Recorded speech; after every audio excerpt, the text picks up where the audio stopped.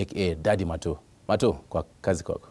Thank you very much, Stano. Tutonge hiyo mambo ya aka usijali. We can help you come up with one, don't worry. But for today's conversation, in a lot of situations unapata it is the experts ambao huwa wanaongea. Lakini sisi kama Wakenya wa kawaida, tunataka pia sauti yetu isikizwe, si ndio? Because you do know that every January we all become CEOs of our future. Yani mtu anasema, oh, this year ni mwaka yangu, I'm going to wake up at 5 a.m. Gym nitatesa every day, hakuna kutumia pesa ovyo ovyo. Then February inafika, gym card iko fresh kuliko ona wake, budget imeanza kusema, tutaanza next month. And suddenly, that vision board becomes a wall decor. I mean, we've all been there. Now, imagine if instead of one person making New Year's resolutions, it was an entire country.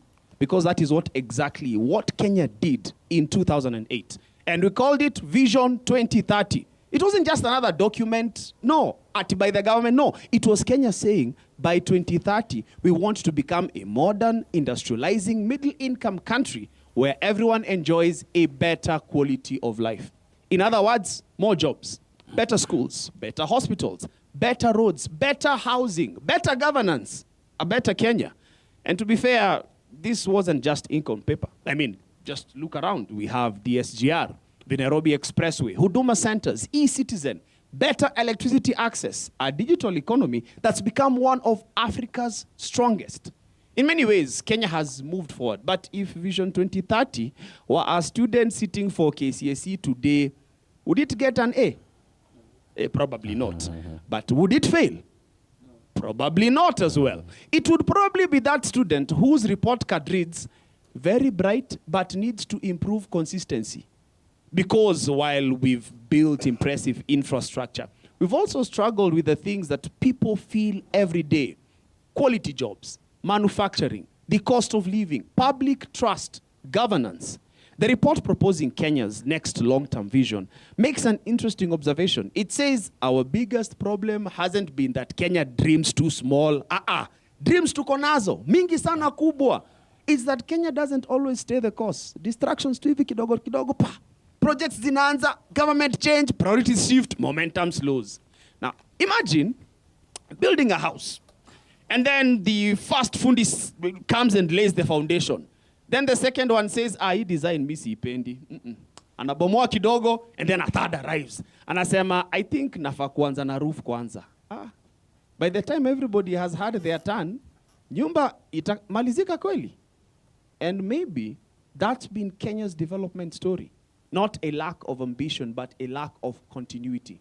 Which brings us to tonight's conversation. As Vision 2030 approaches its finish line, Kenya is now asking a much bigger question. What next? And the proposal on the table is what many people are calling Vision 2060. Officially, jaitwa hivyo, lakini tunasema ni hivyo. Officially, it's a new long-term national vision that seeks to take Kenya beyond Vision 2030 towards becoming a first world nation. Now, what's interesting is that the dream hasn't changed much. We still want better education. Bado. Okay. Better healthcare. Yeah, bado. All right. Okay, more industries. Bado. Better agriculture, technology, innovation, prosperity. Okay, it's fine. We still want them, and we can still get them. But what seems to have changed is the diagnosis, at least. This report argues that Kenya doesn't just need new projects. It needs institutions, a professional public service, long-term planning that survives elections, and the discipline to finish what it starts. So maybe tonight's biggest question isn't, does Kenya need a new vision? Maybe it's this. Can Kenya finally build institutions that outlive politics so that our visions stop changing every administration, every election year, every new administration?